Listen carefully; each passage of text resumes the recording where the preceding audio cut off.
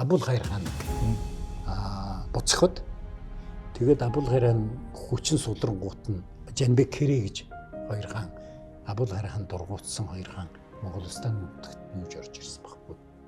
Тэгэнгүүт нь Исэн бух хаанд мэрэгэн санаа төрөөд өө энэ чинь ойрдын хил дээрээ байж байршуулчих. Гэт нэг буфертэй болж штэ. Тийм учраас одоо энэ тэр эсэг кул нуур ууц. Хотлын урт нь үстэй. Тэгээд энэ нуурыг чинь дорнод хэсэгт нь авчиад суушуулдаад тэгээд энэ ойрдоос жоохон буфертэй болж аваад тэгээд тэнд анхны Казахын хаант улсын суур гэж байгаа тэр.